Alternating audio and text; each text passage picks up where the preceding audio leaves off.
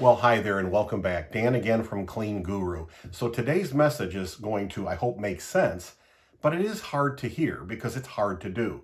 But today, more than ever, it's important that we try to find and keep the right people. You know, if you think about the cost of finding the right people and training them, but then we lose them, and then we have to do it again and retrain and rehire, then retrain, the cost of that may be even more expensive, right? Is the idea, than actually finding, identifying, and then keeping and training and giving responsibility to the right people.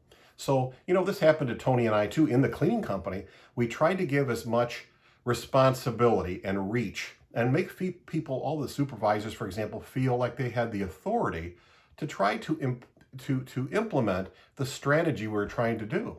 And so they felt a part of things. You want to have people feel, what's the word, buying into the goal. Here's what we're trying to accomplish.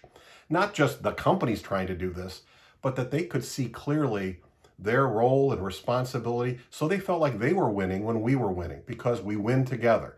It's not a one-man job or a one-woman job. It is a lot of people pulling together. So finding the right people and then keeping the right people is so important. Tony and I had an individual, for example, that was excellent, doing a lot of great work, but they were going to leave to try to get more money. There were a lot of companies interested in them. We sat down with this individual and we worked it out so that we could keep them. And it meant a lot to us because we desperately need to keep these right people in place in our structure. Boy, does it make a difference. Till next time, remember, you can do this. You really can.